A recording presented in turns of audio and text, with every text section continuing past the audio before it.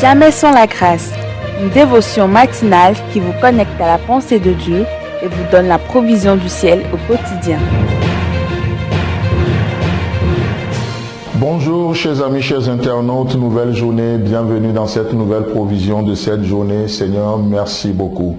Nous t'invitons, ce Dieu de paix, ce matin, à venir nous rencontrer encore ce matin. Sois le premier à nous parler, à assurer la paix dans nos cœurs au nom de Jésus. Amen. Alors nous considérons encore une fois notre passage, 1 Thessaloniciens chapitre 5, le verset 23, où il est écrit « Que le Dieu de paix vous sanctifie lui-même tout entier, et que tout votre être, l'esprit, l'âme et le corps soient conservés irrépréhensibles lors de l'avènement de notre Seigneur Jésus-Christ. » Amen. Alors donc il y a justement par cette expression la manière dont Paul présente Dieu aux Thessaloniciens a parlé beaucoup à nos cœurs et présente Dieu comme étant ce Dieu de paix. Alors que nous sommes dans un monde de conflit, alors que nous sommes dans un monde de guerre, alors que nous sommes dans un monde de combat, de bataille au fond de nous-mêmes, nous luttons dans nos pensées, il est important de voir ce Dieu qui agit en nous infiniment au-delà de ce que nous pensons et imaginons. Ce Dieu s'appelle le Dieu de paix. Et nous continuons toujours ce matin avec ce Dieu de paix. Vous savez, dans la parole de Dieu, on découvre une chose qui est extraordinaire, c'est de voir que parce que nous avons la paix avec Dieu, nous pouvons avoir la paix de Dieu.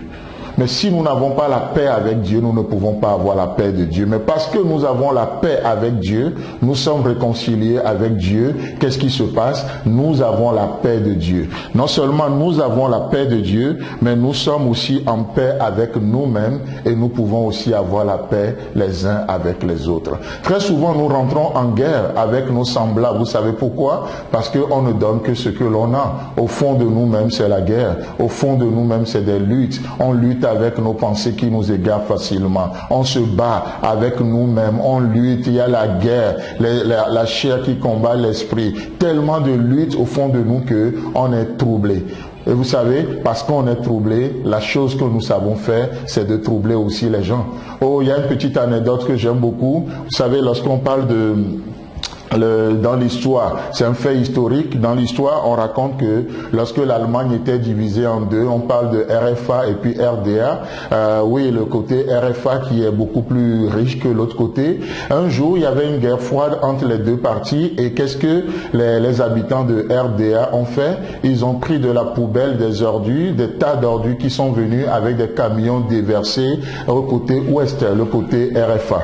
Donc le lendemain, quand les habitants ont appris et ils ont vu ce que l'autre côté a fait, ils ont deux possibilités. Soit le lendemain, ils montent aussi, ils doivent ramasser ces poubelles et aller déverser pour leur rendre la monnaie, comme on dirait, en bon vengeur.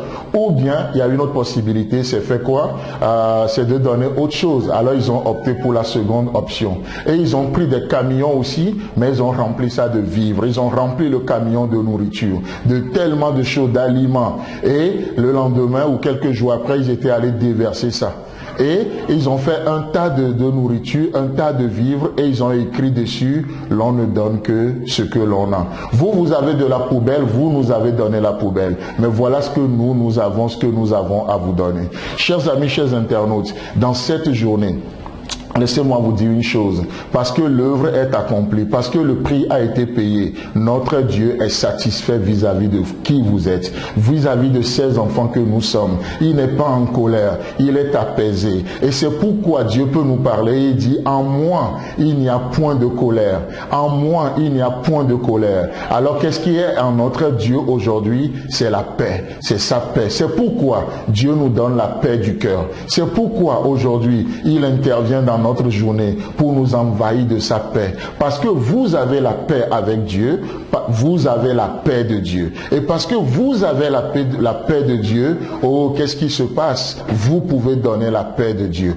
Vous êtes en paix avec vous-même et vous pouvez aussi être en paix les uns avec les autres. Que Dieu nous bénisse dans cette journée. Je ne sais pas ce que l'ennemi veut te faire croire, mais si tu as donné ta vie à Jésus, alors reçois la paix. Si tu ne l'as pas donné, pourquoi ne pas le faire ce matin? recevoir la paix de Dieu, être en paix avec Dieu, c'est ainsi que tu peux être en paix avec toi-même. Alors, tu deviendras le fils de paix. Tu peux communiquer la paix de Dieu autour de toi, la paix de Dieu dans ton foyer, la paix de Dieu dans ton travail. Tu ne seras pas un querelleur, tu ne seras pas un casse-pied, tu seras quelqu'un qui communique la paix de Dieu aujourd'hui, la paix de Dieu dans tes entreprises, la paix de Dieu dans ton environnement. Que Dieu te bénisse, reçois la paix de Dieu, sois en paix avec Dieu, ainsi tu seras en paix avec toi et avec tes semblables dans cette journée. Amen. Si vous avez aimé cette émission, parlez-en à vos amis. Parlez-leur du message de la grâce et de ce qu'il fait dans vos vies. Pour un sujet de prière, une question ou pour devenir partenaire, contactez-nous au 00229 94 75 80 20. Que Dieu vous bénisse et à la prochaine. En attendant, pensez avec Dieu.